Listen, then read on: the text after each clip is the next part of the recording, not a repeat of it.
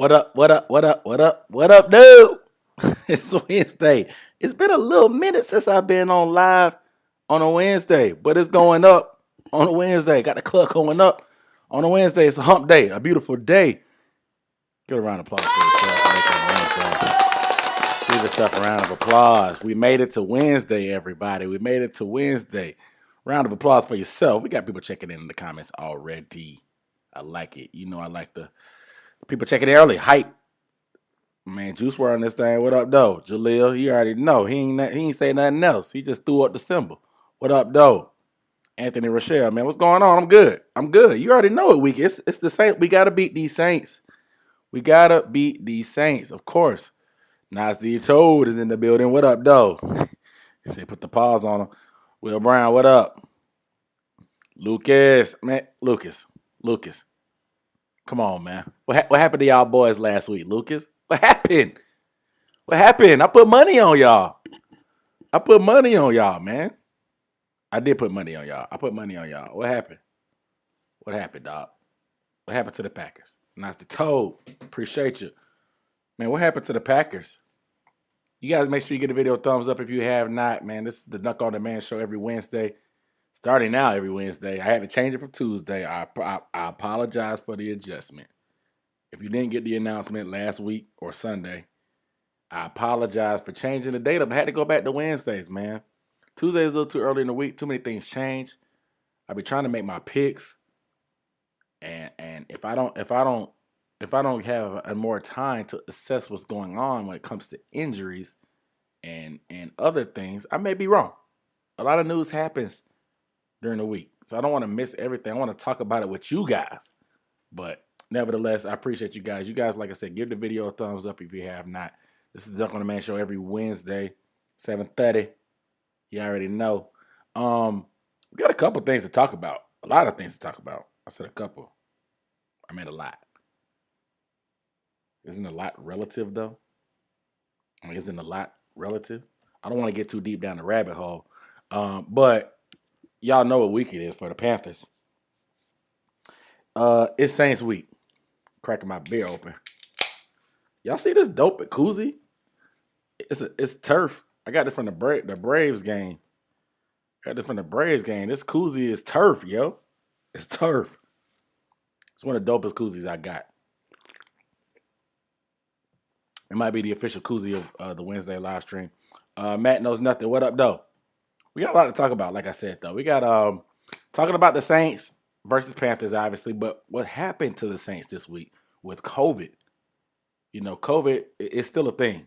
Don't let some of these states fool you. COVID is still a thing. Still a thing. And the Saints had a little scare, I guess, this week. A scare, I guess. But we're going to talk about that. We're going to talk about Urban Meyer and these rumors of him returning to college. You can't make this stuff up, man. I mean, you can because I think somebody really did. But you can't make this stuff up. You can't. You know. And obviously, we're going to talk about Eric Bienemy. He is linked to the USC coaching job. Obviously, Clay Hilton. They got him about the paint after 2 weeks. 2 weeks, Clay Hilton got fired. So we're going to talk about Eric Bienemy possibly being linked to that job also, along with Urban Meyer. And then we're going to talk about who's the overhyped team. Who were the teams that got upset and thumped last week that we might have overhyped during the preseason? And who are the teams that they took an L, but they're going to get back right eventually. They're going to get right back. You know what I'm saying? Because sometimes it be like that. Okay? So we're going to talk about that. Then, of course, my picks. I went 8-8 last week on my picks on the 16-game slate against the spread. 500 is decent. A lot of people say you don't want to go 500. It's like kissing your sister. I hate that expression. It's weird. But y'all in the comments talking trash about the Saints. But we're going to talk about it too. So y'all make sure y'all follow along with me when we do the picks at the end. I want to see you guys' opinion too. Like I said, I went 8-8. Let's see if I can go better. Get on the other side of 500. You know what I'm saying? Let's get on the other side of 500. You know what I'm saying? So, my boy Ben in this thing. What up, Ben? What up, though? Um, said Saints equals boo boo. I concur, my brother. I concur. Yeah, see, I got the headset on this week. I'm going real gamer. I got to free my hands up. Um, and this microphone is way clear. It's way clear. But let's go ahead and kick it off. So the New Orleans Saints, they had a COVID scare this week, to say the least. They had some coaches, an equipment manager, I think, and then they said at least one player tested positive for COVID. Now, apparently, I'm assuming the vaccination rate is very high with this team. I haven't really looked up the exact percentage or numbers, but the league-wide vax percentage is pretty high. So I don't doubt that the coaching staff, at least, because there's a couple coaches that's been fired for not being vaccinated. Um, Whether you feel how you feel about it or not, I mean, the NFL is a private business. People can do what they want to do, you know.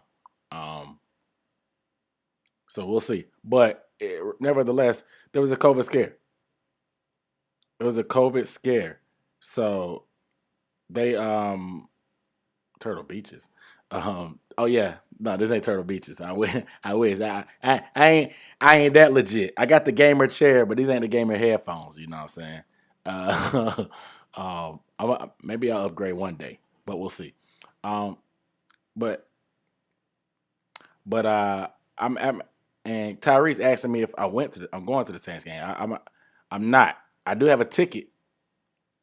Does anybody want I have one ticket in the 500 section to the Saints game. I'm trying to get rid of. I'm not even really probably gonna sell it. I really don't care. I'll give it away. You just gotta be willing to go by yourself. I only got one ticket. I got it. I didn't get it for free. I paid for it, but it came with something that I got. So if you want it, let me know. If you want to be able to go to that Saints game, like I said, it's in the 500 level. Hit me up on Twitter if you want that ticket. I'll give you guys first dibs since y'all on the live stream. Um, so if y'all want to go to that game, let me know. If not, I'll probably put it out on Twitter and let first come, first serve on it.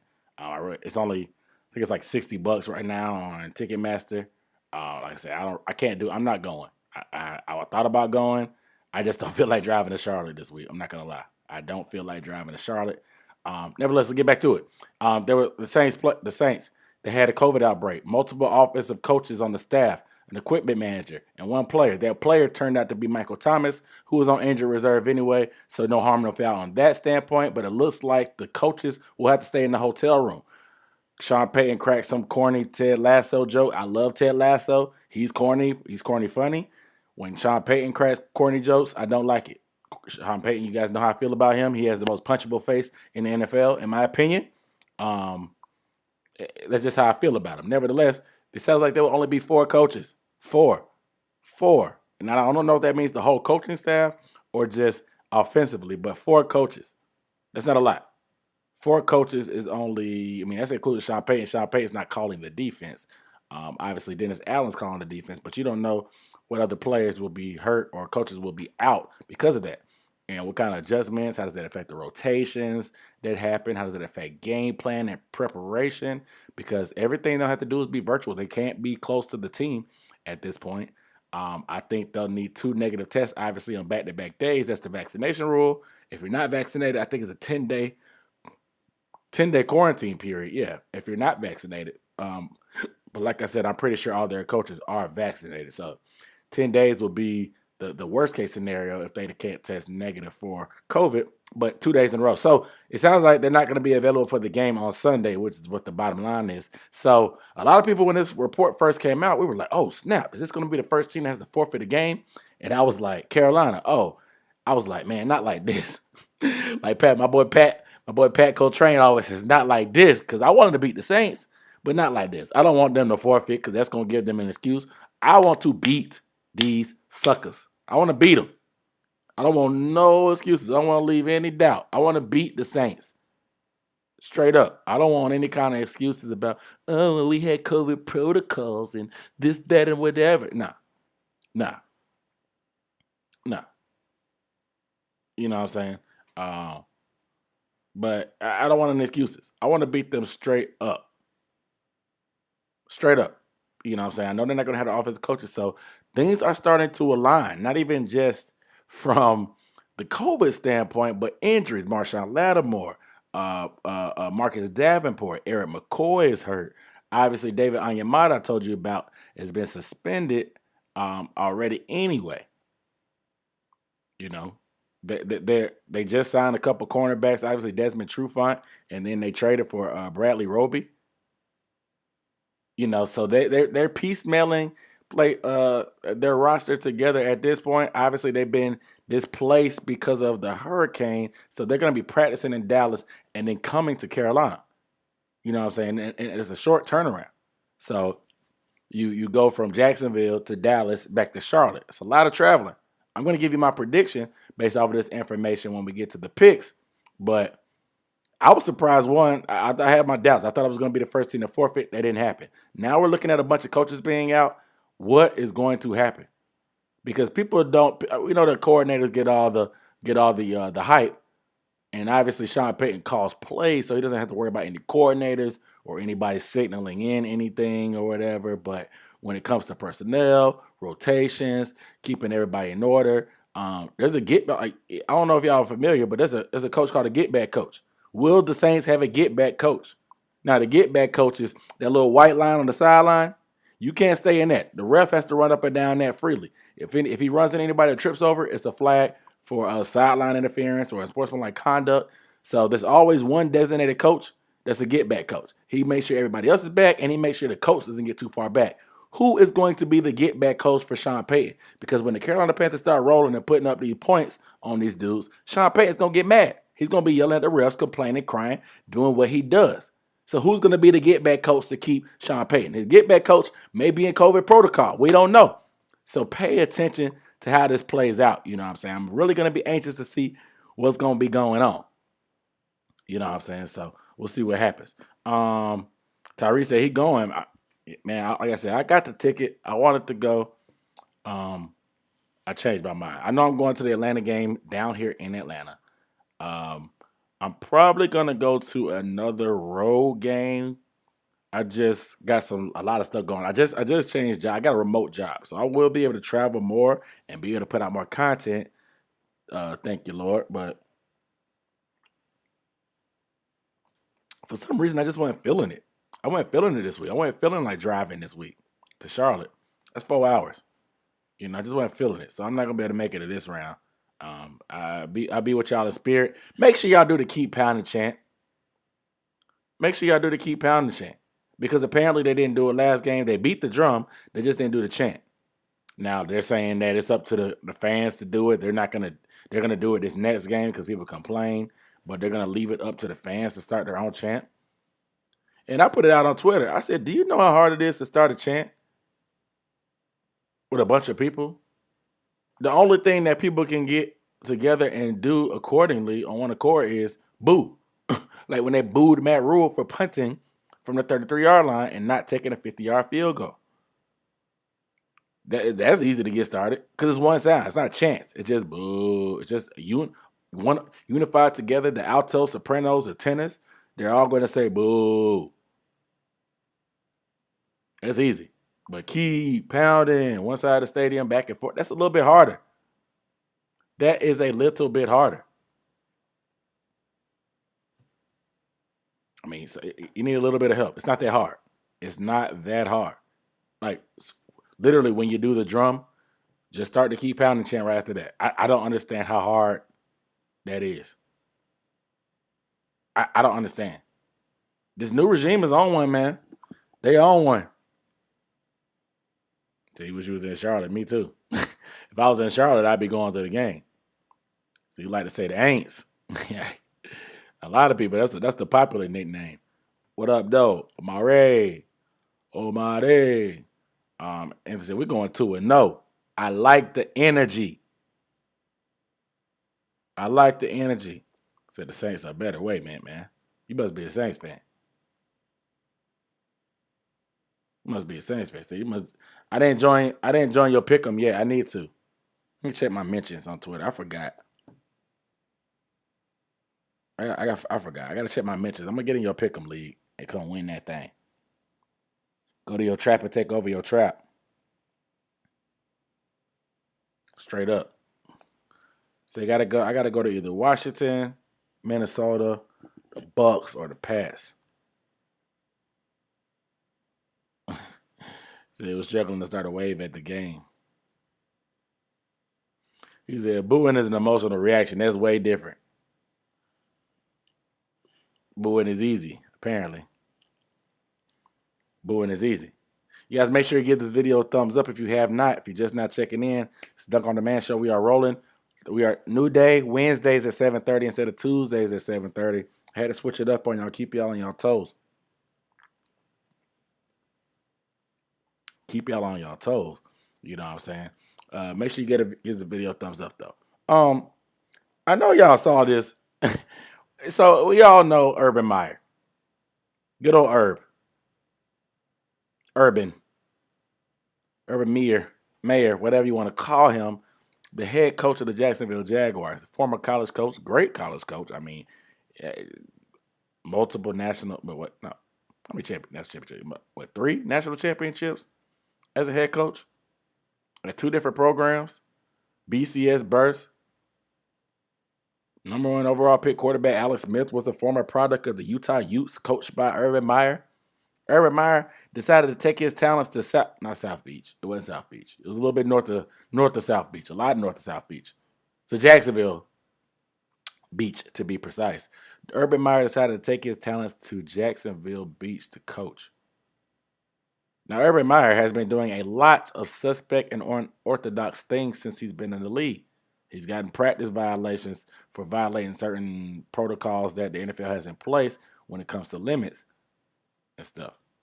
This game, this past, he had this quarterback controversy that he was pushing and trying to make us believe that Trevor Lawrence was not going to be the number 1 starter and that him and Gardner Minshew were in some kind of battle. Nobody believed that. Then you trade Gardner Minshew. A lot of stuff is unorthodox. Then you sign some suspect coaches that have bad track records from their time in college.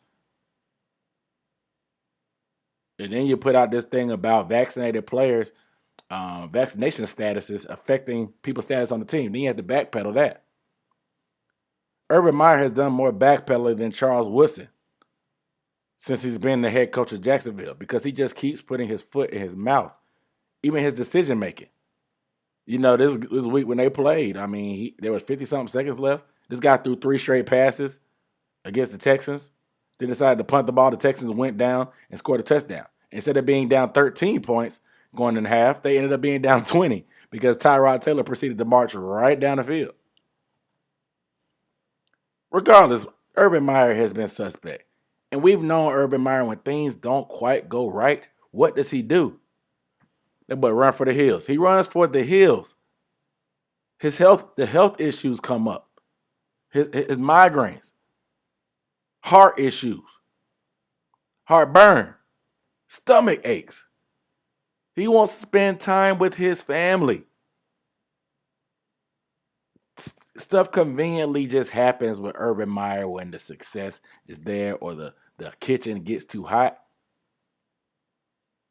And so when somebody put this rumor out, which I think was all cap and fake, when somebody put this rumor out, it came from college football Reddit, where greatness happens. It just seemed very believable because we know Urban Meyer's track record and we know how bad the situation looks in Jacksonville. And we know it probably ain't going to get no better. Not even Goldilocks, Trevor Lawrence can save him. And he's going to pretty much get this guy killed and possibly ruin the career of a generational talent quarterback. So it made sense. When stuff actually makes sense, that's how easy rumors can get started. People believe it. It catches fire. People start laughing, cracking jokes and punchlines.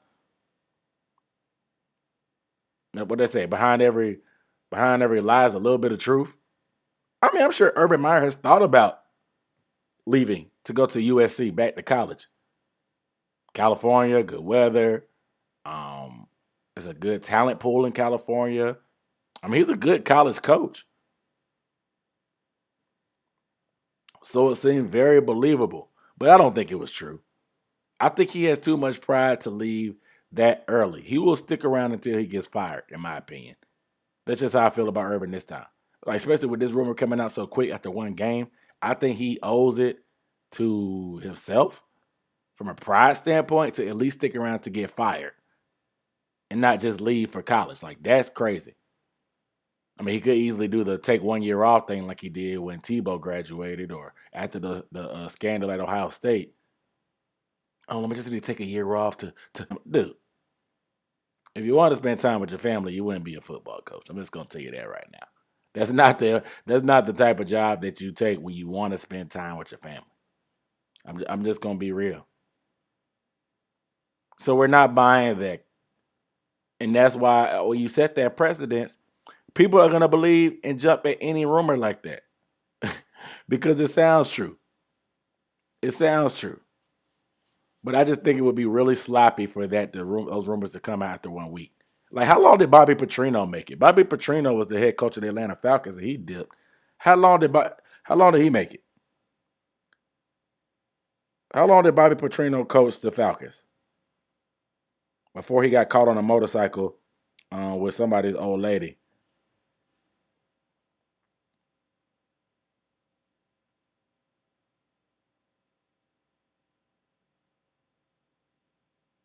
Because Bobby Petrino's in where's he at? He's at Missouri State.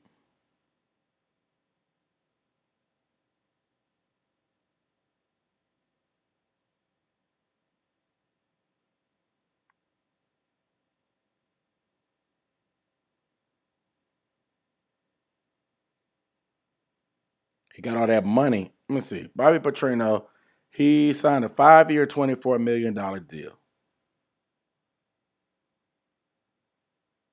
And he could never return. Because he was the head coach of Louisville for a while, went to the NFL and came back. In 2017, 2007, he made a surprise announcement he had taken a job with the Falcons.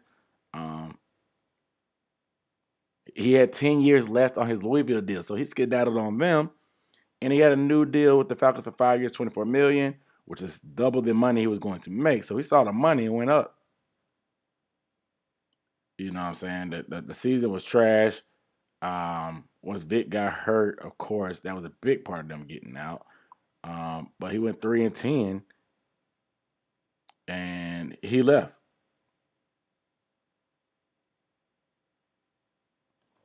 He left. So this is very similar. So people still don't believe Urban Meyer is going to be staying. Bobby Petrino left Louisville with 10 years left on his contract. That was a huge buyout. Went to Atlanta, 5 years, $24 million. Went 3-10 after Mike Vick got hurt in the preseason and broke his leg. Once the players started questioning him and D'Angelo Hall had talked some trash about him in the locker room and in the media, he skedaddled.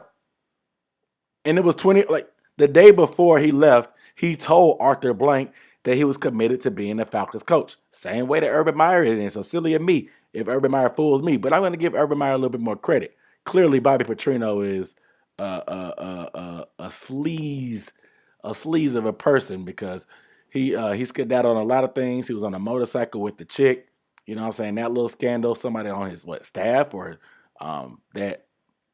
some administrator or something like that. He got in trouble. He was married, got into a motorcycle accident. But nevertheless, Bobby Petrino, like I said, 24 hours before he left for Louisville or back to college, he told Arthur Blank, the Falcons owner, that he was committed to being the coach. 3-10. He was 3-10 at the time. He left. He found out college went for him. He got out of there. Urban Meyer just said that he's committed. It hasn't been 13 games yet. So will Urban Meyer break Bobby Petrino's record for the shortest tenure as an NFL coach and lose more respect as a coach? We'll see. We'll see how it plays out. But it ain't looking good for Jacksonville fans. All right, now, get any comments.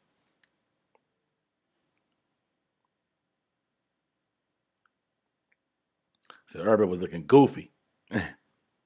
Said, man, thought Urban was LeBron. Said, dude, Trap said, what up? So Urban said, my neck, my back, my neck and my back. Said, but to make up for it, I'll take the USC job. Said, Urban, a great coach, a great recruiter. I'm leaning more towards the latter. I agree. It's about in NFL, it's about the X's and O's also, not just the Jimmys and Joes. Said Bill Cowher won the Super Bowl, said he wanted to be with his family. So, I mean, it's possible. Bill Cowher also been coaching for a while in the NFL. And he got a ring. He didn't just he wasn't facing a scandal. And his best quarterback wasn't retiring. Says Saban left the Dolphins high and dry. Exactly. Saban would never show his face in the NFL. If he hadn't won these, 6 rings, he'd have a lot less respect. There she go. I was waiting on her. A designated Saints fan, Andy Clark. She said, who that? Said, they ready. Said, lots of college coaches don't make the transition to pros either because they think they can talk down to grown men the same way they talk 19 to 20-year-olds. They lose the locker room. That is my point exactly every time I talk about it. That saying cussing out and yelling don't work when people are getting paid more than you. You can't pull their scholarship. You can't threaten them with pulling their scholarship and their livelihood. It don't work. That motivation tactic don't work the same. Shoot. Reese Davis chose violence and said Matt Rule. Said USC should even try to ask Matt Rule, is he completely happy with the NFL? Matt Rule do be looking stressed out in these press conferences, but I just don't see Matt Rule leaving. That buyout is ridiculous for USC. Granted, they probably got the bag thanks to Lori Loughlin and that college tuition scandal and all these celebrities donating money. So USC got the money for the buyout, but Matt Rule signed a 7-year contract with the Panthers. Like, money is literally the reason why he took the position over the Giants. He's from New York, in New York area. David Tepper threw the bag. So the buyout would probably be atrocious to get Matt Rule to USC. Reese Davis chose violence.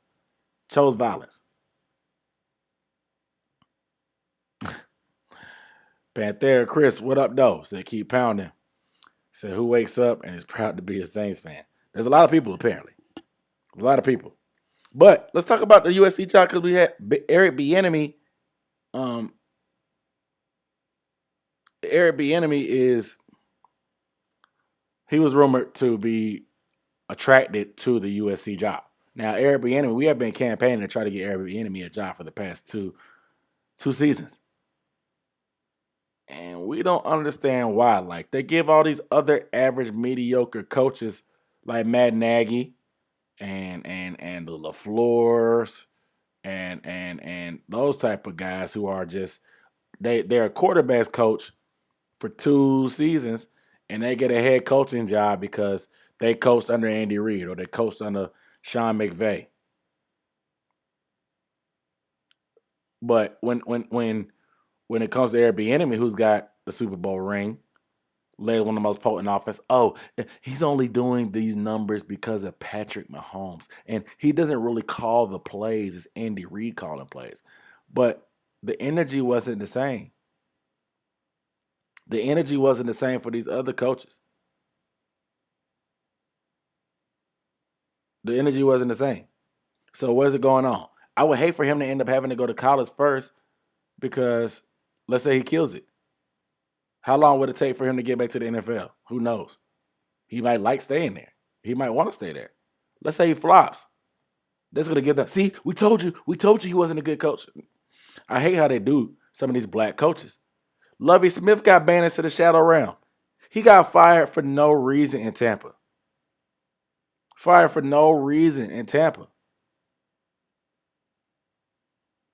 Because Dirk Cutter, they wanted to help Jameis Winston develop, so they decided to keep Dirk Cutter so he wouldn't, because Dirk Cutter was getting attention for a head coaching job. They wanted to keep Dirk Cutter with their quarterback, Jameis, so they got rid of Lovey and promoted Dirk. How did that work out? It didn't. Dirk Cutter ended up getting offensive coordinator position for the Falcons. I don't know where Dirk is now, but it's a soft landing for failure. Lovie Smith got fired from the Bucs. Didn't go anywhere. This man went to college, to the University of Illinois. He got banished to the shadow realm. Jim Caldwell up in Detroit. That man went, 9-7? Playoff team? Fired. For Matt Patricia? Another failed Belichick disciple? See how that's working out.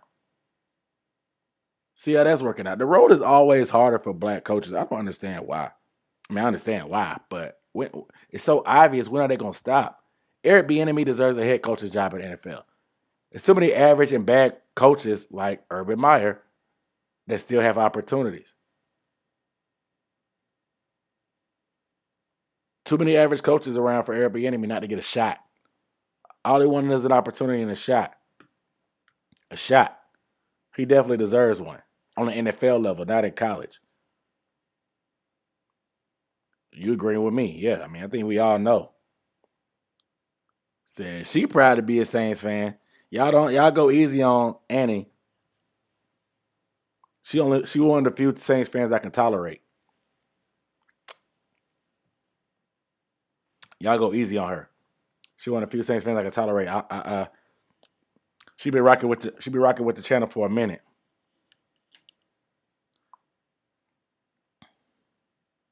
Said the patience is definitely different. Can't be denied. Yep. Said fire rule, hire Eric. What could have been had we kept Cam Newton and Eric Bieniemy? What could have been? I think I skipped somebody's question. Said, do I think our O-line can handle the Saints? No. We couldn't handle the Jets, but that doesn't mean we can't win without it. It doesn't mean we can't win without being able to handle them. They have some injuries. I don't. We're going to talk about it. Yeah, we're going to talk about it. Did I think JC played good for his first game? He played pretty good. He only had one target, gave it a touchdown. He was in position. It just, I guess, mistimed it. The ball kind of went over his hands. I don't understand how he missed it, but he missed it.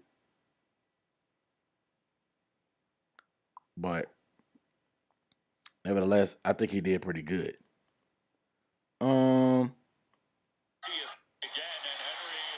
Jesus Christ. I'm trying to. Clock winds under 7 minutes to play in the third quarter. A little early left out. So we're gonna talk. Let's talk about.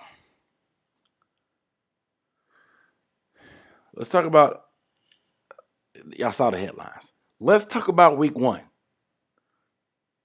We're not gonna overreact. We're not gonna underreact. But let's talk about what happened. Cameron Dalton, what up, though? Said we be contenders with that combo. Yeah, because he actually might get an offensive line. Even he would have took Eric Bieniemy. Exactly. Let's talk about it though. Let's talk about it because there were some teams that got exposed. Do I say? And there were some teams that made some noise that were like, all right, we didn't know y'all had it like that, but y'all do. There were some teams that was very hyped up in the preseason that got exposed. Should we overreact to those? How should we feel about it? Let's go down the list and talk about them. Let's talk about them. First, the Indianapolis Colts. Indianapolis Colts were a playoff team last year. Defense is great. Offensive line, great. They lost Phillip Rivers, but they got a younger, more athletic Carson Wentz, who just, if he stays healthy, he should be fine. That's what they said. But they got beat at home to the Seahawks, a team that's not that great at home. Put up 16 points. Russell Wilson, for lack of better words, cooked. Are the Colts overrated? I think so. I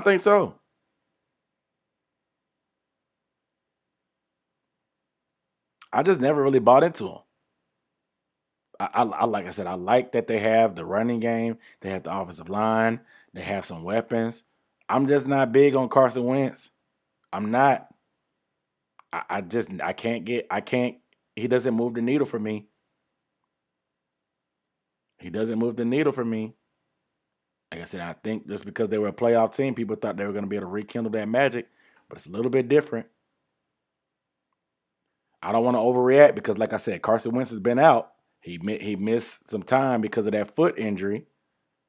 So this was his first regular season game after being out for some time. So I don't want to overreact, but I still think they were overrated. I thought they were overrated before. I didn't see what the hype was about, to be honest. But it is what it is. Panthers are kings. What up, though? Said, why is the offense so vanilla? Boy, that's questions that need answers, man. Questions that need answers. Because our offensive line can't give us enough time to do anything complicated or cute. But I think it's a little bit of Joe Brady can get a little bit more cute in the red zone. Sean Payton gets cute, quote unquote. He's supposed to be a disciple of Sean Payton. But that's another story for another day. Like I said, for new people that's tuning in, I have one ticket to the Saints and Panthers game this weekend in the 500 section. I'm trying to get rid of. I do not want any money for it. I'm just trying to give it to a Panthers fan.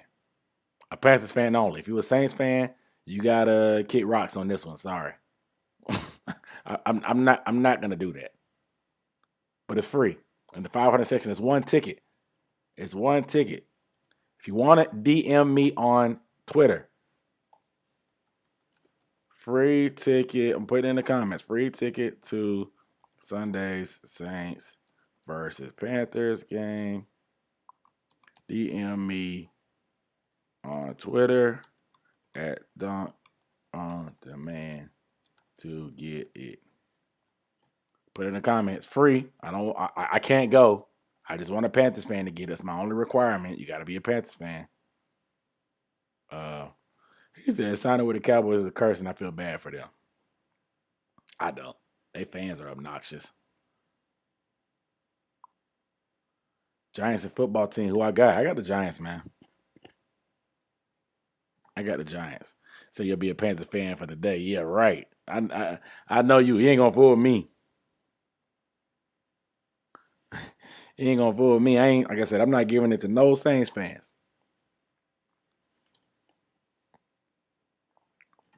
No Saints fans. So you're a Panther fan that saw Super Bowl 50. That should be enough. Man, that was agony. I don't even know why I'm laughing. I don't even know why I'm laughing. But let's keep it moving on that list. The Tennessee freaking Titans. The Tennessee Titans. They got smacked. They got mollywopped by the Cardinals 38-13 at home. Kyler Murray went off. Like fadeaway jump shot, bomb touchdowns. DeAndre Hopkins had 2 touchdowns. Kyler Murray was running all over the place. Can we say exposed? Or bad matchup? Now, the Cardinals did have some hype. They did have some hype coming into the season with the addition of J.J. Watt and A.J. Green, of course. But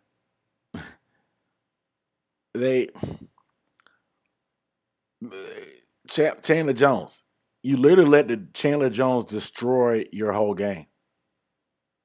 Then Taylor Lewan gonna go on Twitter and say thank you for exposing me and making me better. That was one of the weakest things I've ever seen in my life. I'm not gonna lie. I don't care if I give up 12 sacks. I'm not going on the internet and calling a man daddy. He pretty much called that man daddy.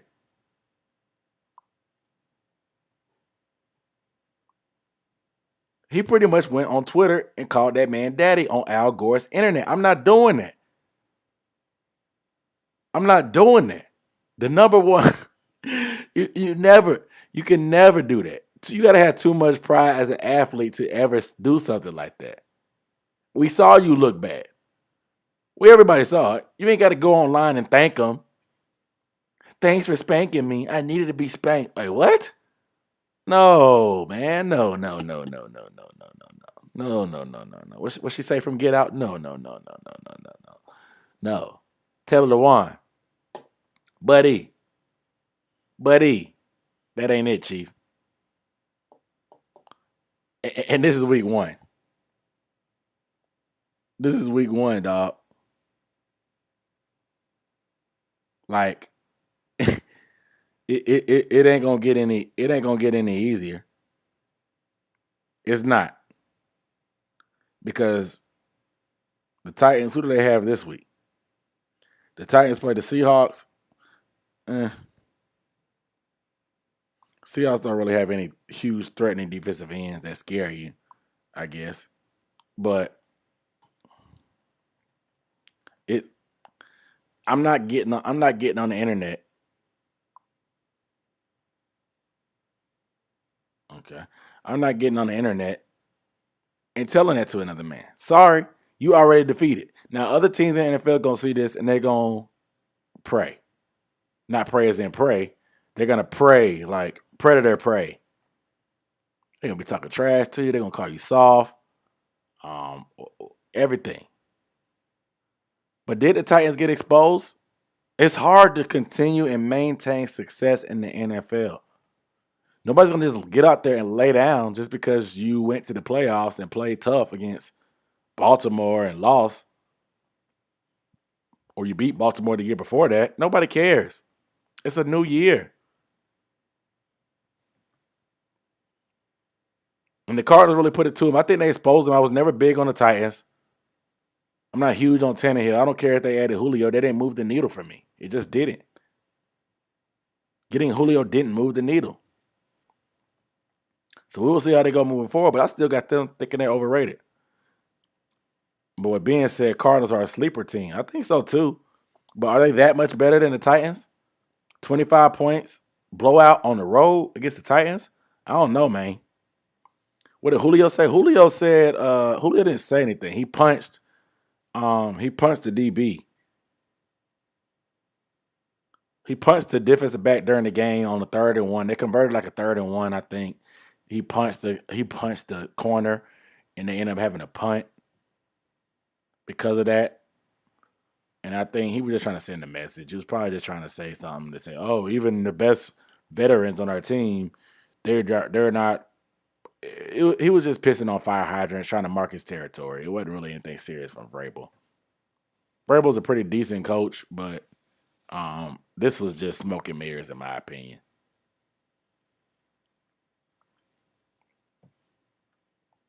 It was just smoke and mirrors. My opinion, Robert Woods is the best football player in the world for the last 3 years. I don't know who Robert Lewandowski is. I don't know who that is, bro. Appreciate you watching, though. Panthers fan, raise up. Take your shirt off. Twist it around your head like a helicopter. Is that what we're doing now? Since we don't do keep pounding, we need to get rid of Sweet Caroline and put in raise up. Petey Pablo, take your shirt off. Maybe we got to get like J. Cole or the Baby and Petey Pablo to like collab on a North Carolina anthem. You heard it here first. Where is DJ Khaled? DJ Khaled need to make that happen. We need the Baby. We need J. Cole. And we need Petey Pablo to collab on the theme song track for the Carolina Panthers. It's the only way to bring everybody together. We can get rid of Sweet Caroline. I love the song, but we can get rid of it. Get something that's going to hype us up. We need an anthem. I'm putting that out there. I'm putting it out there. We need a North Carolina collaboration between J. Cole, Petey Pablo, and the Baby. DJ Khaled, you got to make it happen. But I need album credits if you do, because it was my idea first. It's my idea first. David Tepper got the bag. Maybe he can be the producer. He got the bag. He just ain't got the culture or the swag. He got the bread though. Money talks, especially in the rap game. Falcons are a sleeper team for what? The number 1 overall pick. 16-1. Y'all gonna win 16 straight. Said the baby not from North Carolina no more. He from Ohio.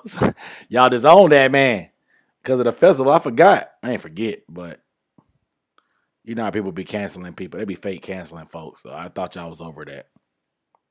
You know. Back to the topic at hand. Who else?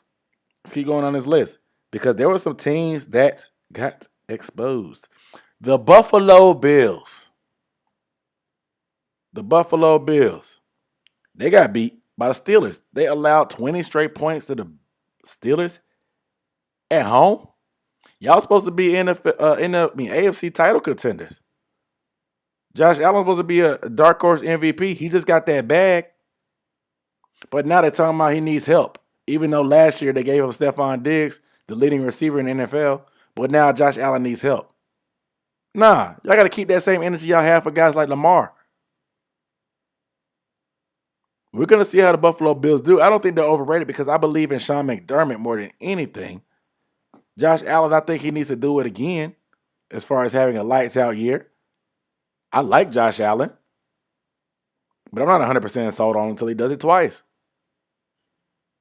But I do believe in Sean McDermott. I do not think the Bills are overrated. I think the Steelers are going to be how they were last year. They're going to be hot. They're going to get some tough games, win some games. But when it matters the most, they're not going to be able to pull it out. That defense is legit, though. Clearly. But they just seem to have Buffalo's number. Mike Tomlin is a great coach. I don't think they're overrated. I do think they showed some flaws and they got exposed. But I'm not going to be giving them excuses about, oh, Josh Allen needs more help. Nah. I got to keep that same energy. Y'all be moving the goalposts for the people y'all like. I'm not going to do that. I like Josh Allen. I'm not going to make any excuses. They got smacked. There's no way you should give up that many points straight at home. I think they'll bounce back. I think it's just an outlier. But I'm not going to move the goalposts. I was disappointed in that outcome. Mainly because I put money on the Bills. And last, but certainly not least. Well, no, we had a couple more. The Baltimore Ravens. The Baltimore Ravens. They were beaten in overtime by the Las Vegas Raiders. Lamar struggled a little bit with 2 fumbles that ended up costing the game. 3 running backs have been hurt. You know, obviously they lost their some of their weapons that they picked up. Still got Hollywood and Sammy Watkins, but it just never seemed like they could block the front of the Raiders. Max Crosby, he was abusing Villanueva. Villanueva, the don't kneel for the flag guy. Granted, he was in the military, so salute to him. But he had a lot of words for Kaepernick. No longer with the Steelers, and we see why. But he was with the Ravens. Got it. Max Crosby did it to him. Just think what's going to happen when y'all play the Steelers and you got to face T.J. Watt. It's going to be in trouble. Lamar's going to be in trouble, but they're still going to blame it on Lamar. They'll still blame it on Lamar. I do like the Ravens still. The Browns look tough, though, in this division. It's going to be tough. I still like the Ravens, but I think the Browns may win this division, but I still like the Ravens to go to the playoffs. I still do because I don't believe in Pittsburgh. I don't. I just don't. So try to slander Lamar, the dumb Jalen Hurts girl. Exactly. Because the thing about it is, and it's wild, because the way these arguments be working is just so annoying. Like they move the goalposts. Oh, Jalen Hurts, he's just a runner. He can't throw. He's not going to be able to do whatever. They don't believe in him. They've been rumored and linked to Deshaun Watson all offseason. If they can find somebody else, they're going to upgrade from Jalen Hurts. They don't believe in Jalen Hurts. All Jalen Hurts comes out of does is win. Puts up yards, make plays, and wins. And does it looking real smooth out there? I'm a big Jalen Hurts fan, dog. How can you not be a Jalen Hurts fan unless you're a hater? He put up some numbers, and now they want to say, oh. They don't really believe in Jalen Hurts. I'm just telling you that right now. They don't believe in Jalen Hurts. They're just using that to put down Lamar. They're trying to pin these guys, these mobile quarterbacks, these black mobile quarterbacks together to say that, they want to put you in a box. They want to put you in a box. And that box for Lamar is a little bit different than that box for Jalen. They're moving them goalposts for Jalen. Now they're trying to compare Lamar. Oh, if Lamar was just more like Jalen, like, nah, Lamar's an MVP. He's an MVP. They're their own type of quarterbacks. Don't put them dudes in a box. But the only reason they try to prop up Jalen is to put down Lamar. They don't really care about Jalen. They don't believe in Jalen. They're just using that stat, like I said, to put down Lamar. Because they were so wrong about Lamar so fast. When they're that wrong that fast, they got to move the goalposts. Everybody thought Lamar was going to be a wide receiver, a running back. They tried to put this man at punt return on his pro day. This man came out won an MVP quick. And now they got to move the goalposts. Oh, he can't win in the playoffs. He wins the game in the playoffs. Oh, he can't win in the playoffs anymore. He can't go that deep. He can't win a Super Bowl. First, he can't win a playoff game. Then he wins a playoff game. Then he can't win a Super Bowl. It's like, no, at first he can't pass. He won't be able to be quarterback. Then he wins the MVP. Oh, now he's losing the playoffs. Oh, he won't be able to win a playoff game. Wins the playoff game. Oh, he can't win a Super Bowl. The goalpost is always going to move. They're going to try to put these guys in boxes, man. If they're different, if they're outside that box because they're different, they don't like it. It's just the way it is, man. It sucks.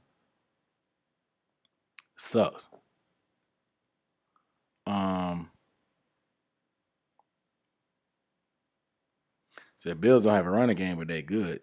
True.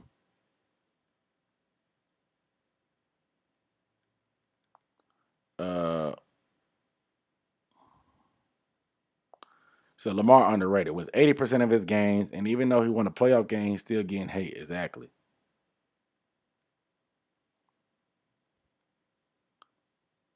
So the Packers were at his most. Yep, and that's the one I was saving for last. That's the one I was saving for last.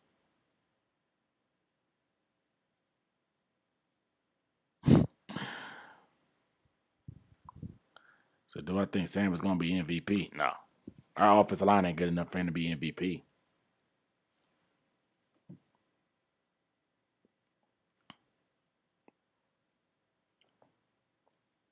So they got Ben Cleveland and Charlie V. Charlie Villanueva is garbage, man. He's washed. My boy Ben said it. He said it. Last but not least, the Packers. The Green Bay Packers. Aaron Rodgers. A lot of people, you see how they make excuses for Aaron Rodgers? Aaron Rodgers played terrible. But Aaron Rodgers, he just doesn't care. He's tanking now. He wanted to be traded, and then since they didn't trade him or they didn't listen to him in the offseason, he's coming out and playing bad. Nah. He was careless. He needed to be in practice more. He missed all the camp. And the Saints just were better that day. The Saints don't care. Like, Jameis put up 5 touchdowns, but he only had 148 yards. That's because the turnovers, the short fields, throwing interceptions in the red zone by Aaron Rodgers, throwing long interceptions to Marcus Williams when you're backed up against the goal line, him running it back to the 15-yard line. Motorcycle outside. He was just careless. The Saints are great against the run. That's why Aaron Jones couldn't do anything. But the other Aaron, I don't know what's going on. Marshawn Lattimore had Devontae Adams on lock. These guys just were not prepared to play. They just weren't prepared to play. And the Saints clearly were. Despite the hurricane, despite changing the game's venue and location, the Saints came to play. They were outplayed and outcoached that day. They were not prepared for week 1. How are you not prepared for week 1 of an NFL season? That's beyond me. And I'm not going to lie. I was high on the Packers. I thought this was the year that they could get past the Bucs. They made it to the NFC Championship game. I thought this was the year because I really don't see too many other NFC teams like that could challenge. I'm not going to panic on them, but this was eye-opening. Maybe this is what they need. Do we get another relax from Aaron Rodgers? It's hard to relax on 3 points. It's hard to tell people to relax when you lose 38-3. 38-3, man. 38-3. Aaron Rodgers threw less yards and touchdowns than Jameis Winston. Jameis freaking Winston. Wow.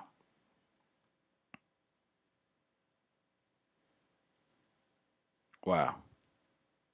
Who would I want to be our franchise quarterback besides Sam Darnold? Justin Fields. Just saying. Justin Fields.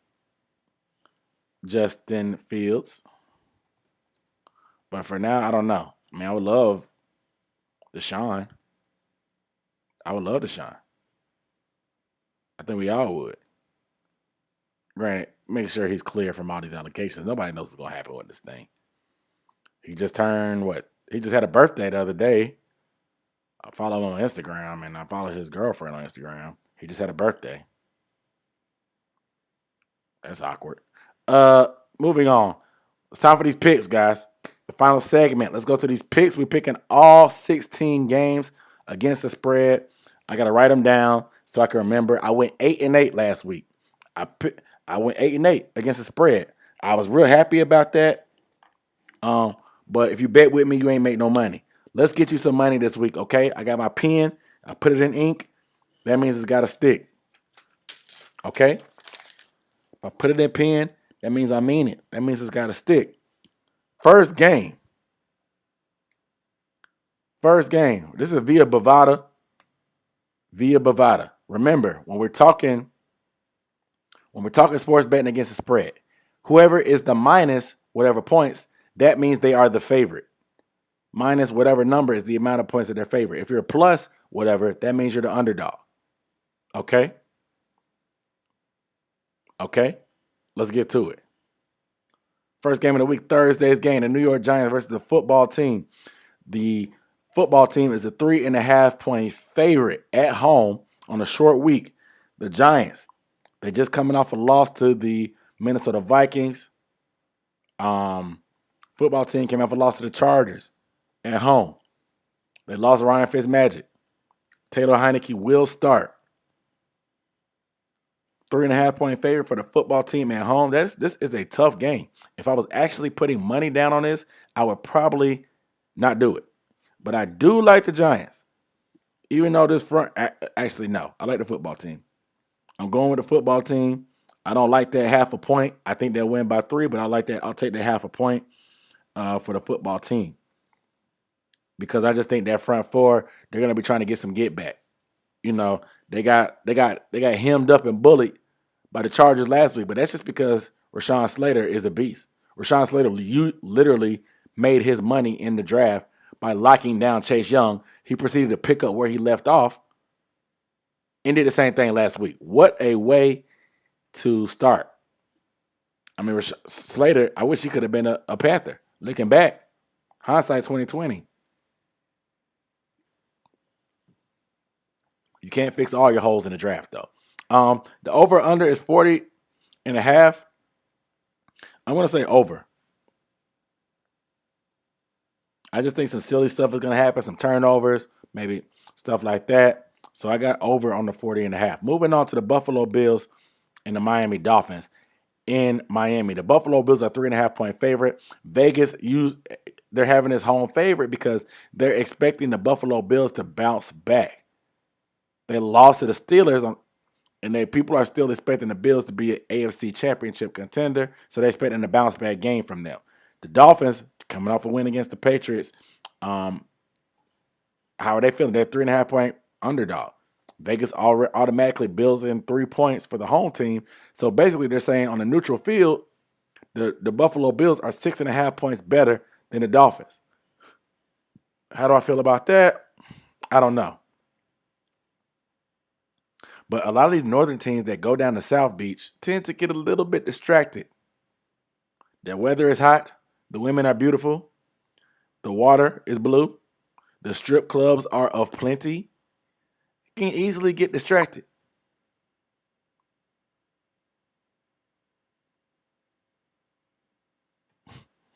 They could easily get distracted. So that's why some people struggle. That's why some people struggle down there. But the Bills, I think they roll. I got the Bills covering that 3.5. I got the Bills covering that 3.5. As far as the 47.5, I'm taking the over on that too. I like the Dolphins defense, but I still think the Bills are going to put up 28 points. At least 28 points.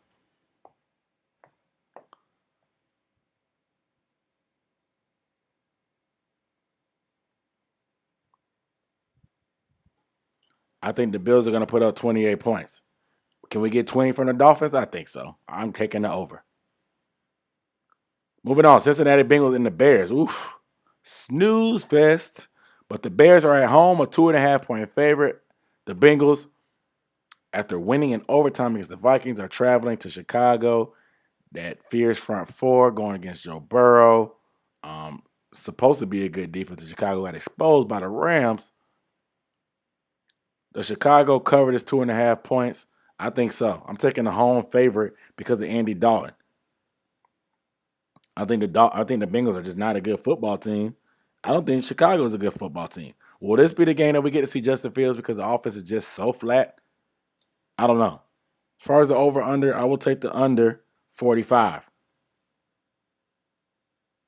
I will take the under 45 all day. Just because I think the offenses are pretty bad. I think Chicago's defense is solid enough to keep Cincinnati pretty stymied. They can prevent the big play. That's going to be the key. Preventing the big play. If you can prevent the big play, as you saw with Jamar Chase getting busy, you're going to be all right. But I still think the Bears, 2.5 points, I think that's plenty. I like that. That's almost like picking a straight-up win.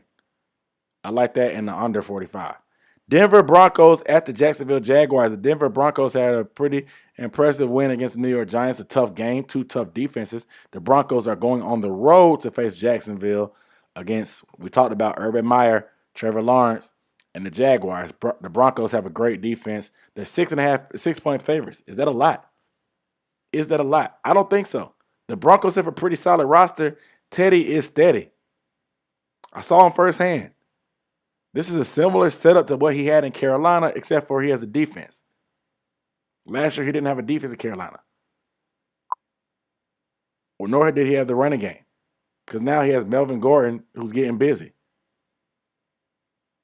Jerry Jeudy's hurt, but he still got Cortland Sutton. Kenny Hamlin, who dropped a bomb. But Teddy apparently turned into Patrick Mahomes as soon as he left Carolina. 6 points is a lot. 6 points is a lot. But I think Jacksonville is just that bad. I'll take that 6 points on Denver. I'll put my money on Teddy Bridgewater. I'm going to put my money on Teddy. I'm laying it and liking it. I think Melvin Gordon has another big game. I think Teddy has a big game. I think Melvin has another decent game, but I'll take that. As far as the 45.5 points, I'll take the under. I don't think Jacksonville's going to put up that many points against this Denver Broncos, but I don't think Teddy's team is explosive enough to just blow the lid off.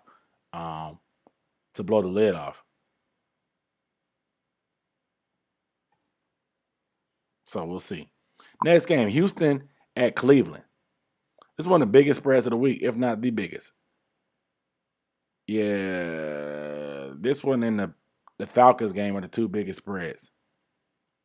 Houston at Cleveland. Cleveland had a very impressive loss. If that's possible, is there such thing as a good loss? You lose to the Super Bowl champs barely. The AFC champs because of some big play. Mahomes magic. It's unfortunate, but it happens to the best of us. Not us. It happened to us, the Panthers, last year. But the key is it happens. But they had it in the palm of their hands. The running game was cranking. Baker Mayfield cooking. Like, it was there. It was there for the taking. They just couldn't make it happen.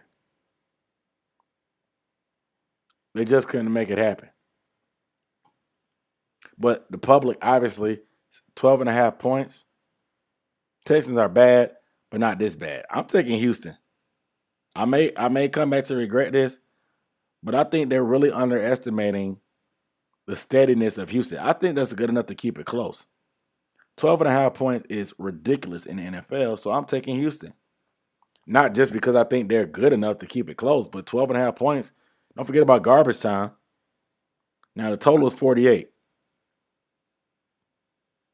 The total is 48. How do I feel about that? I'll take the over. I think there's going to be some big running plays from Chubb and them.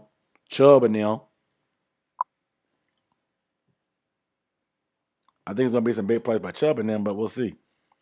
Anthony Montgomery, what up, though? What up, Brody? Going through these picks, man. The Raiders at the Steelers. We saw the Raiders get that big-time win at home. Now they got to go on the road against the Steelers after they beat the Ravens. Steelers are 5.5-point favorites. I like the Raiders in this one, man. I think the Raiders are a pretty solid team.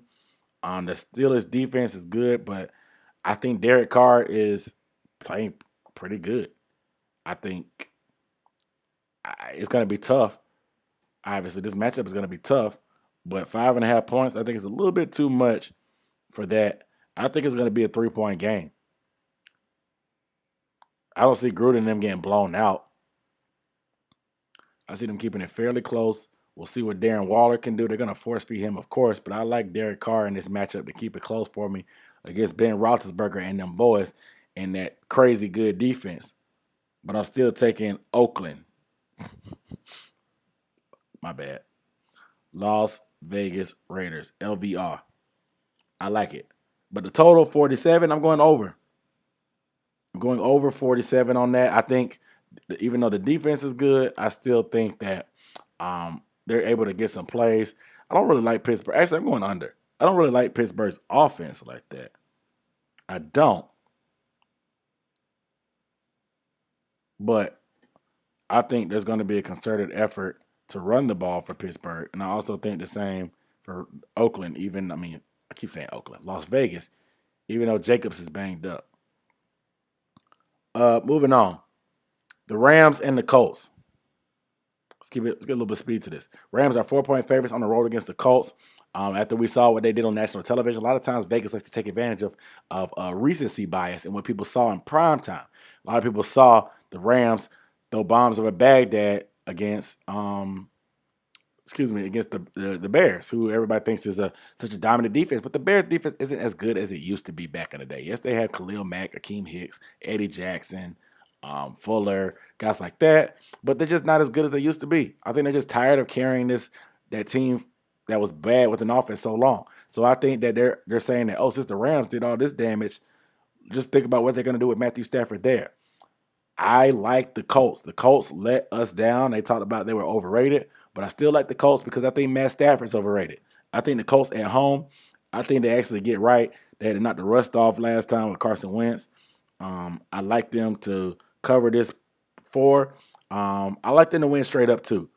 That's a bonus one, but I definitely like them against the spread. As far as the total, I'll take the over. Yes, the Rams have a great defense. The Colts have a great defense, but this is the NFL. We got two, I guess not dynamic quarterbacks, but two solid quarterbacks.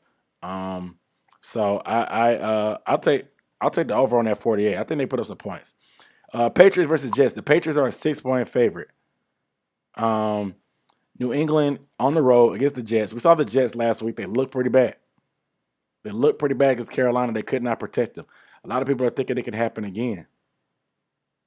But I think 6 points is way too much. Unless Zach Wilson turns it over. He turned it over one time to Shaq, but he just didn't see him. He doesn't make dumb mistakes. He still stayed poised under pressure. I think New England does get after Zach Wilson the same way that Carolina did, and they get home. But I still don't have confidence in Mac Jones for them to cover 6 points on the road. Mac Jones' first road game? I don't think so. 6 points is way too much. I'm taking the Jets. Says no one ever. But I'm taking New York Jets. I'm taking the Jets plus 6. 42.5 points. I'm going under. I think it'll be a low-scoring game just like last week. I'm thinking 19. 19-14. Just like last week. I'll take the same score as they did against the Panthers. Under 42.5, which is tough. It's tough, but I like it. I think the Patriots win a close one. Moving on. The Saints at the Panthers. So I'll do that last. You guys know how I do. I do the home team last. So I'll come back. Niners at Eagles. Niners are 3.5-point favorites on the road against Philly. The Niners have a good defense. Obviously, Raheem Mostert got hurt. He's out for the season, but they have Jimmy G. They went off and exploded against the Lions on the road, even though they let the Lions walk them down in garbage time. 3.5 points. This is a tough one. This is a tough one because I want to believe in Jalen, but they just were such a bad team last year. I don't want to overrate what they did in week 1 against the Falcons because it's the Falcons. I think the Falcons are going to be one of the worst teams in the league this year, so I don't want to overrate that. I think the Eagles are better than last year, but I don't think they've taken that extra step. I think San Francisco is legit for right now, definitely on defense. So I'll definitely take San Francisco minus 3.5 on this one. As far as the total is 50 points. I think that goes over. I think the running game gets going. They moved the ball on Philly. Philly did show some things to me on defense. Like I said, I don't want to overrate them because of how bad the Falcons are. But I definitely think with Jalen Hurts having legs to be able to create, that can definitely help him. And I think that's going to help them put up some points. And I think this goes over because I think the 49ers are going to be able to put up some points. But I also think that the Eagles will be able to keep up a little bit. But I still got the 49ers covering that 3.5. I don't like the half. I definitely like the 3 a lot better than the half. But I'll still take it right now for this all intents and purposes. Y'all are telling me that the Bears, Eddie Jackson ain't been Eddie in years. So the Bears CBs are suspect. He said, I have a bet with my friend who's a Colts fan and we finish with a better record than they do. Loser has to buy the other 2 tickets to the playoffs. The Carolina Colts go. It's a pretty good bet. Pretty good bet. Colts got a lot of hype. Moving on. The Falcons and the good Lord. Falcons and the Bucks. This is another big spread. 12.5 points. Atlanta going on the road against Tampa. 12.5. Tom Brady always gets these huge spreads like this. It's hard to see these huge of spreads in the NFL, and they almost never work out. The NFL is way too close in competition for people to be able to predict blowouts. Way too close. I don't like the Falcons one bit, but it just, I would definitely lose a lot of sleep by betting money on 12.5-point spread. Do I think they'll cover that 12.5? Yeah, but if I was to put real money, I don't know. If I was to put money, I would probably take a flyer on the 12.5 on Atlanta side just because of NFL theory logic. I think the Falcons are one of the worst teams, but good Lord. The Bucks, do they have a letdown after 10 days rest, a big-time win in prime time over the Cowboys? I don't know. I'm taking the Bucks, though, for this scenario, minus 12.5. I'm not going to love it, but I'll take it. 52 for the total. I'll say over. You got to factor in garbage time, people. I think the Bucks put up 30. I think they put up 30, 35. But I think the Falcons going to put up some garbage time points. D-Cash, what up, though? Is Kyle Pitts overrated? Nah. I think it's still early. I think the Falcons team is just bad. He's just in a bad scenario. They should have drafted an offensive line or something like that, or traded back. Tyler P., designated Falcons lover, said that the Falcons will beat the Bucks. The Falcons beat the Bucks, I'll buy you a Sprite. The Falcons beat the Bucks, I will buy you a Sprite. Let's keep it moving. A couple more games. Minnesota versus Arizona. Minnesota going to Arizona on the road. 4 points. This seems a little too good to be true. The way that Arizona looked last week, they blew out Tennessee. They were able to get after the passer. Minnesota coming off a loss at home to Cincinnati. Or was it at home? I might not have been at home. But nevertheless, a loss is a loss. Why are the Cardinals only a 4-point favorite? Is it a trap? I don't know, but I'm actually liking that 4 points for Arizona. I'm taking that all day. I'm taking that all day. The total at 51. I like the over. We'll see if Chandler Jones can do it again. He's got 5 sacks. He's pretty much already locked up the sack crown this year, unless he gets injured. Knock on wood for that man. He's pretty much going to get the sack crown for most sacks in the league. I mean, you're not going to catch somebody that's got 5 sacks. I'm just going to let you know right now. Unless you have a 5-sack game of your own and he just goes to bed and takes a nap. Chandler Jones may go. He may break the record this year. He may break the sack record this year. I think this is easy money. I hate to say it, but I think it's easy money. I think it's going to be a shootout, though. I think I like the receivers matchups on the outside for Minnesota versus Arizona, and I like it on the other way around too. Dallas at the Chargers. Dallas is a 3.5-point underdog to the Chargers. The Chargers coming off a big-time road win against the football team, the Dallas Cowboys, licking their wounds after being beat by the Super Bowl champs on national television. DeMarcus Lawrence is injured. Their best defensive player is injured, guys. He's hurt. Cowboys defense wasn't all that to begin with, but their best player is hurt. It's never a good sign. Never a good sign.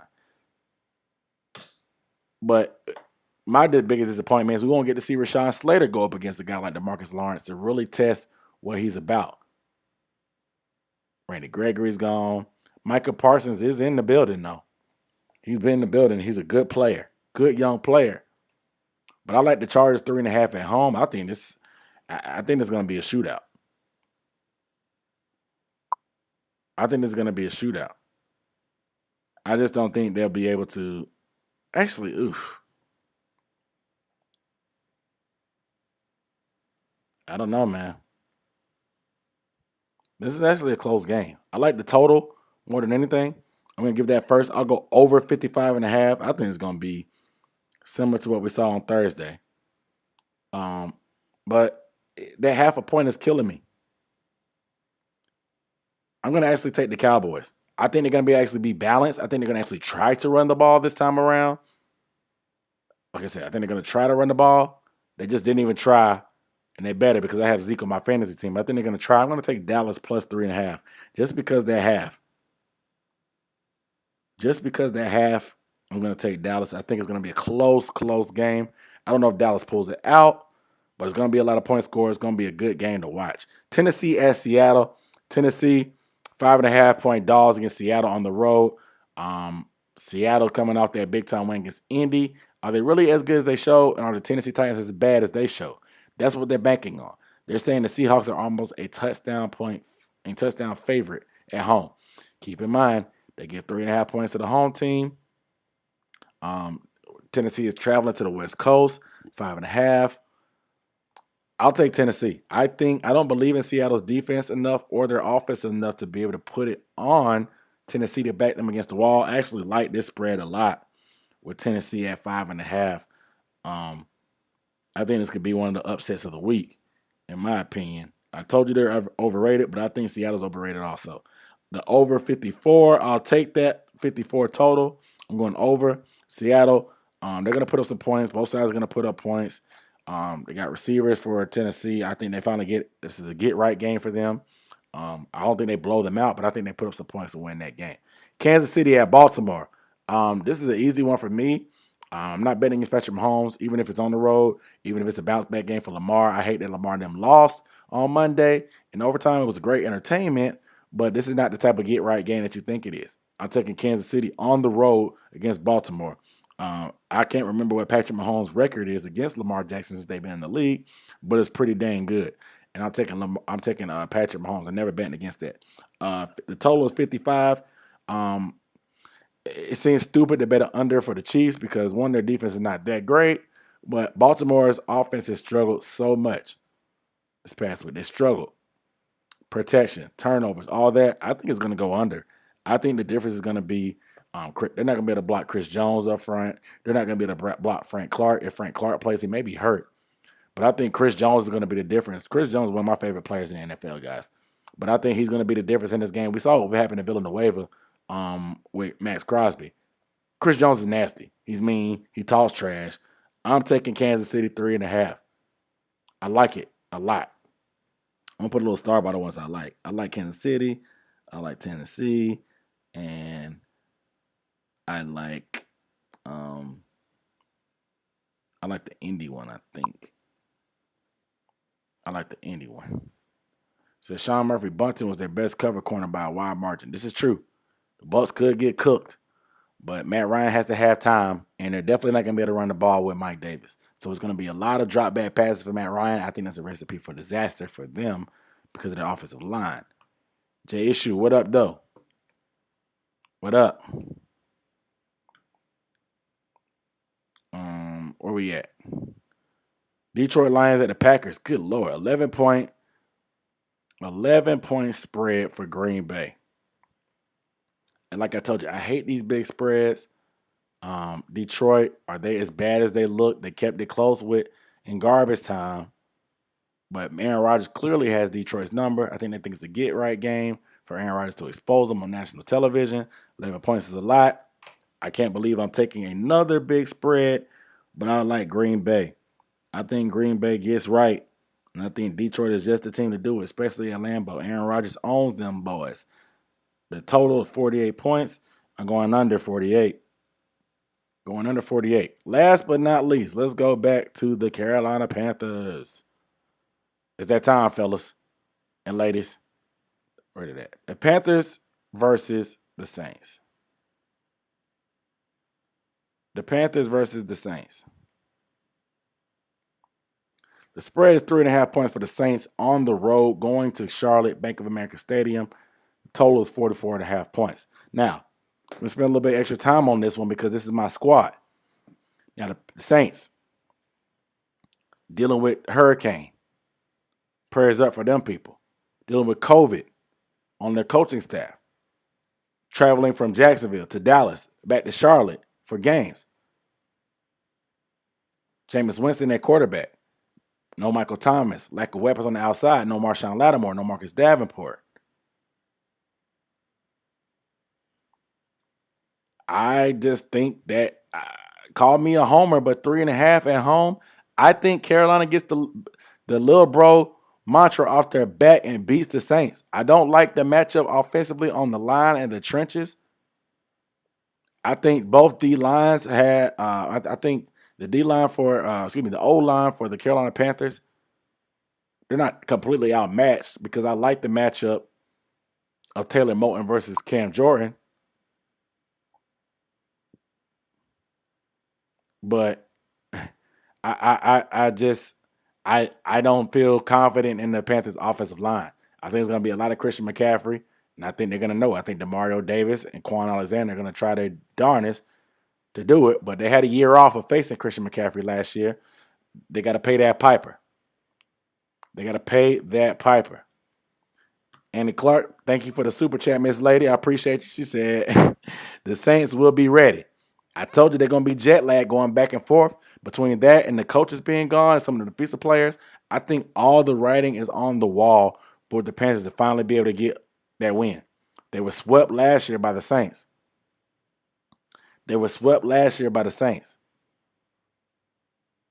But I think times are different. We got Christian McCaffrey back. Sam Darnold's in here. We got more weapons on the outside. The defense has definitely cranked it up. I don't think it's as easy as it was. As long as Darnold can just check the ball down and not turn it over, I think our defense of the Carolina Panthers is good enough to create some plays and create some havoc for Jameis. Can they tackle Alvin Kamara? It's easier said than done. This guy is one of the best backs in the league. His balance is ridiculous. It's hard to tackle him. It's hard to tackle this man. Like he's similar to Christian McCaffrey at this point. Like he's going to get the ball because they don't have that many receivers. Jameis is kind of until we prove what he can do. Kamara's getting the ball is just so hard to stop him because he can get the ball and attack you in so many different ways. That is going to be the key. Can we tackle Alvin Kamara? We have a lot of youth and inexperience going against the Saints. Shaq Thompson, we're going to need to have a bigger game. If you check my key players to watch video I just dropped about an hour before the live stream started, you heard me talking about how Shaq is going to have a big game because he's the most experienced playing against Alvin Kamara. He knows how good this guy is. It's going to take gang tackling, all that speed that the Panthers have on defense to get to the ball. The Saints' offensive line is great. So they're going to give Jameis time. We're going to really be a good test to see how good our defensive line is.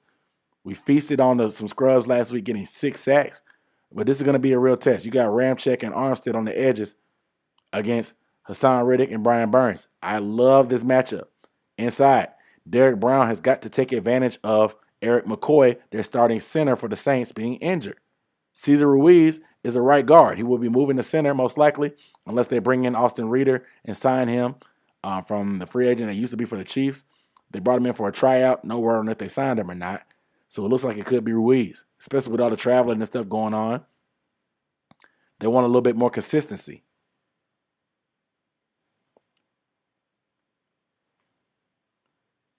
My girl Annie Clark, she says they Saints are going to be ready regardless of what all the stuff I've been pointing out. She said they're going to be ready. We're going to see. But I like the Panthers plus 3.5 at home. Call me a homer if you want. And as far as the total, I'm going to go with the over on I'm going to go with the under 44.5. I think we shut their offense down. I think our offense struggles. I think it's going to be up to turnovers and mistakes. Who's going to make mistakes? Who's going to turn that thing over? Is there going to be a blown coverage by the Saints defense? Can they protect Sam Darnold? Will he turn it over or not? Something's going to happen, but I still think it's going to be an offensive struggle on both sides. Both defenses are tough.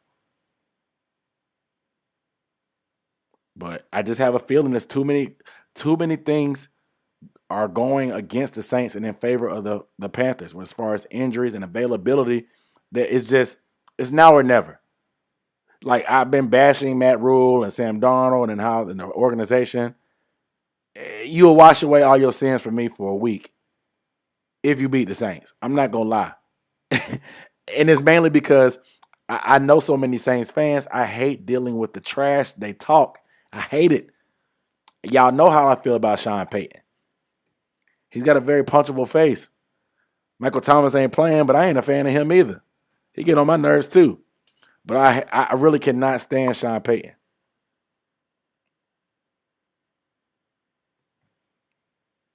I really can't stand Sean Payton. So I'm taking that 3.5 and the under. So hoping to see some deep shots this week in this game with Lattimore out. Also want to see Tommy Tremble get some targets. Considering he's our best blocking tight end, which would be useful for him getting the ball. Exactly. He needs to be on the field. Tommy Tremble needs to be the number 1 tight end. I think that position's open. Dan Arnold hasn't really done anything since camp. Ian Thomas, we know he ain't it. Tommy Tremble is one. He's a willing blocker. He's athletic. Give him the ball. So we got to hit crab legs a couple times. See what thinking about coming out of the pocket. He ran a lot, man. He ran a lot against Green Bay. That's something that I really wasn't expecting to see that much out of him. But he ran and made plays with his legs. He started running so much that it started creating other opportunities. It's different. It's different. But I definitely want to see us.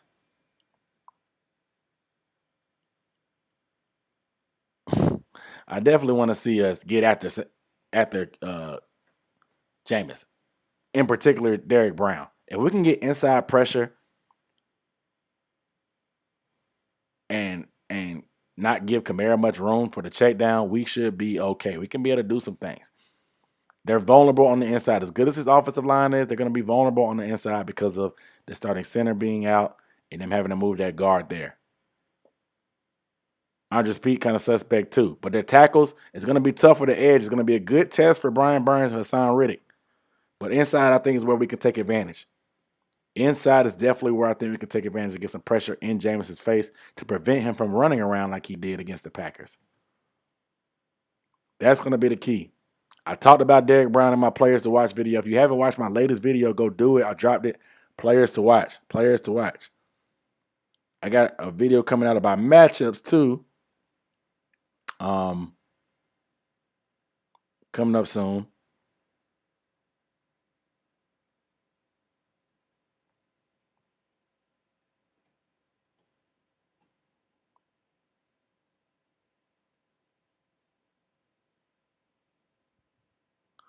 I'm just reading some comments about people talking trash. You know, these Saints fans in my comments on my latest video talking trash, so I need y'all to go. I need y'all to go in the comments and go to work, Panthers fans. They talking trash. So it'll probably be like 20-27 Panthers, something like that. I like the enthusiasm. So if I don't know if I want the Panthers or Saints to lose. You want the Saints to lose. I think everybody in the division hates the Saints. As much as we hate Tom Brady, we don't hate the Bucks. We just hate the Saints. We just hate Tom Brady. But I think we collectively as a whole just dislike the Saints. I think every team in the division just dislikes the Saints. I don't know what it is. But I think that's the one thing the NFC South can agree on is we do not like the Saints. I think that's one thing we can agree on. Nevertheless, I got more videos coming up talking about the matchups in this game. It's got a lot of good content coming this week, man. I'm gonna try to see if I can collab with a Saints YouTuber. We'll see. I'm gonna try to see if I can do that. But I appreciate y'all tuning in, man. I appreciate the super chat from you, Andy Clark, as a Saints fan. You've been rocking with your boy for a minute. Even though I'll be dropping Saints videos like that, you still drop by to talk trash and pump up your Saints team. It's all love, girl. Hope you're safe down there in the bayou with all the what's it called? All the stuff that's going on with the hurricane. I appreciate it though. I really do appreciate it. I appreciate it. See, y'all go check out my latest video about the players to watch. I got a matchups to watch video coming out probably tomorrow. We're getting ready for the game, man. We got to come on. He said Brian Burns said sack against the Packers led to he proved himself already. Yeah, but Ramczyk is a different story, bro. Ramczyk and Armstead, like Ramczyk is one of the best in the league at right tackle, probably the best. So keep it up. Appreciate it, man. Appreciate you, Will. You know it's all love, bro. He said, let's talk about Drew Brees' new hairline. You know Drew Brees went to the same hair doctor as LeBron James. You know what I'm saying?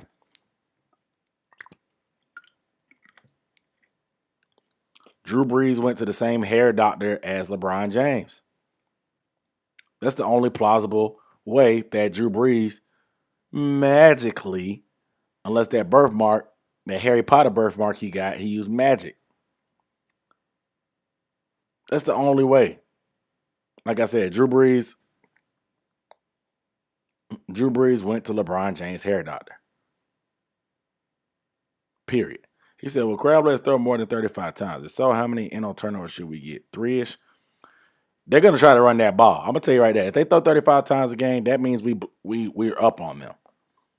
I wouldn't mind that because I love our matchup with our DBs against their wide receivers for sure. I love it. Y'all make sure y'all follow me on Twitter. Like I said, if you're a Panthers fan, I have one ticket to the Saints and Panthers game in the 500 section. I'm giving away for free to a Panthers fan. You just got to DM me on Twitter. Follow me and DM me on Twitter, telling me you're a Panthers fan, telling me why you're a Panthers fan so I can believe you. Because some of y'all Saints fans might lie and say that y'all want to go. But I got one ticket to the Panthers Saints game this Sunday.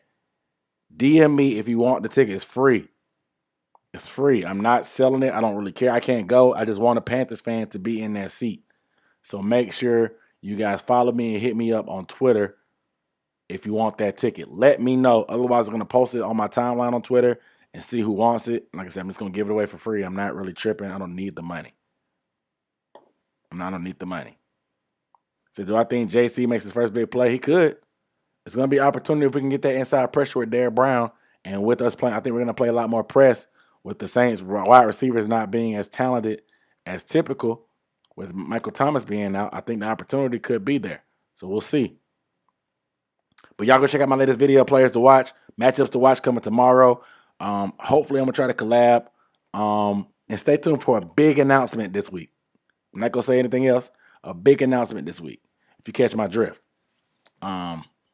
If you catch my drift. So you guys make sure you are paying attention, stay in tune, hit the subscribe button if you're not subscribed, Saints fans and Panthers fans. I love talking trash to the Saints fans because y'all be deep on YouTube. I'm not gonna lie, Saints fans are very deep on YouTube. I gotta give it to y'all. Y'all come out, y'all talk trash on other teams' videos, y'all talk trash on my live streams. I appreciate y'all. I just hope we beat y'all. Okay. They can get busy. I'm sleeping. I'm snoring on that. Well, I don't sleep. I'm snoring. I'm snoring on y'all. What? Look, you see this? I'm snoring on y'all, fan. I'm snoring on y'all receiving. I'm snoring on y'all receiving core. I'm snoring. I like our DBs versus y'all wide receivers. Callaway, Deontay Harris. I mean, Juwan Johnson, he's a convert from a tight end. I mean, from a receiver to tight end. But I'm staying asleep. I'm sleep. I got my airport neck pillow sleep. That's how we talk. I'm talking good sleep. I'm talking middle seat on the planes, good sleep. Head bobbing, side to side sleep. Y'all receivers don't put no fear in me. I think that's going to be the reason why we got a chance. I think it's the reason why we got a chance because of the matchups at DB. But we'll see. Will Brown caught my drift. He caught my drift. But let me get up off here, man. Y'all make sure y'all check out the latest video. He said, well, he said, hope we win. Hey. He said, that's fine. Sleep on it. I got you. He said, that's speed. We got speed too. We got Dante. All right, I gotta go. I can't get back in this back and forth. Y'all go check out my latest video if I want to talk trash. I'll be in the comments or on Twitter. Y'all follow me on Twitter. Like I said, if you're a Panthers fan, free ticket. Just DM me on Twitter at Dunk on Demand. Free Panthers vs Saints ticket. Just DM me. Like I said, I'm giving it away to a Panthers fan. Y'all make sure y'all DM me. I appreciate y'all tuning in. I'll see y'all next time. Peace.